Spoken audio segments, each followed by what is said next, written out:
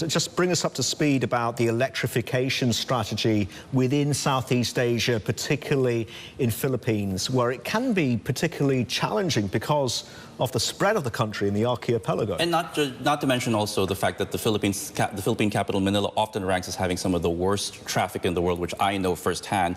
But the big question there is, how can you actually introduce proper electrified and green sustainable logistics solutions for a country where it's very important, where you see logistics costs actually add to overall price pressures as well in the Philippines? Well, this is what the company Mober actually wants to address. They were founded in 2015 and started out actually providing logistics solutions for small and medium enterprises in the Philippines. They've now expanded their footprint and their focus to include B2B businesses, including some of the biggest companies like IKEA Philippines, SM, and also the likes of Unilever and Nestle, just to name a few. Now, what they've done so far is actually also pivot towards providing more green solutions and expanding their electric vehicle fleet. Currently, as of September, according to reports there, they have about 60 vehicles, about 39 of them actually electric trucks that do provide these end-to-end services nationwide for some of these big conglomerates. The other thing they're also looking at is to hit about 100 electric vehicles by the end of this year, and also about 500 by 2025, according to reports. But will this be enough actually to provide proper solutions that also depend on electric vehicles? And we also have to talk about the infrastructure that will support such an operation and ambition, Sri. Let's continue that conversation then, JP. I'm delighted to say Dennis Ung is with us now, CEO at Mober. Dennis, great to see you. How challenging has it been for you and your team to build an EV logistics business in Philippines? It's quite challenging. I think I would say that I'm the only crazy guy who started to shift to EV. We started with 2 units, 2021. Now we have 60. The biggest challenge for us here in the Philippines is getting financing from the bank. We're not able to access financing from the commercial bank because even the commercial bank, they don't know what will happen to the EV after 5 years. They're worried about what will be the resale value and how to dispose the EV. So for Mober, our growth has been tremendous. Since last year, we have a 50% CAGR. Our plan is to find an investor who can give us an access to financing. Mr. Lang, this is JP Ong. When you look at the people who are trying to shift towards green solutions with regards to logistics, a number of other companies across the world tend to veer towards hydrogen for some of these commercial solutions. Can you talk to us about why you chose electric vehicles and electric battery-powered vehicles as your preferred method or technology of choice, and why it probably was something that you favored versus, say, other alternatives like, say, hydrogen and even hybrid solutions?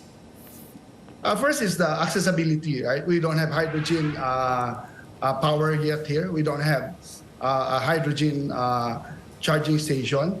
So the fastest way for us to move to clean energy is to do an EV. What we are doing in the Philippines, as you mentioned, that we are an archipelago of 7,000 islands. We only start with an intra-city instead of an intercity.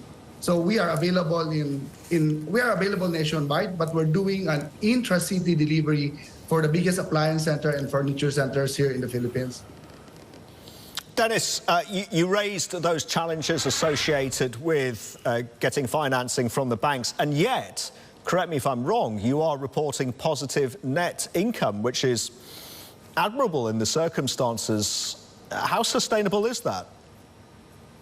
It's very sustainable because we came from a model of a driver partner with an 80-20 revenue share. So when we shifted to EV, we started to own the asset. Right? With owning the asset, we're able to increase our service level, and at the same time, we're able to grow our gross margin from 20% to 70% by operating our own EVs.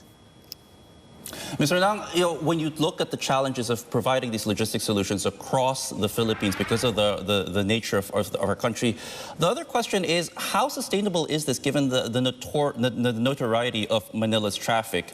Humor me, tell me, how sustainable is it and how viable is it to actually provide these logistic solutions without any hitches when you can be stuck in traffic for up to 2 to 3 hours on end, sometimes across some of these major thoroughfares? Is the battery capacity and the charging capability enough and sufficient to address some of the needs given these special circumstances that make up Manila traffic, for instance?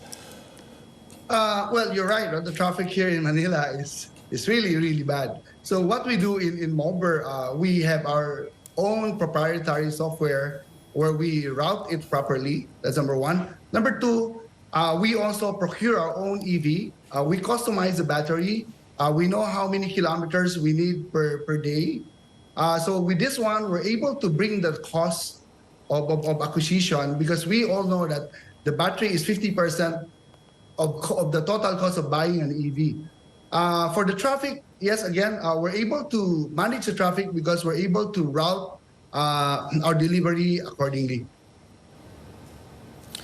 Dennis, we've got to wrap it up there. Thank you very much indeed for joining us today, sir. Dennis Ng, the CEO from Mober. My thanks to JP as well. 2 to 3 hours stuck in traffic. If you're lucky sometimes.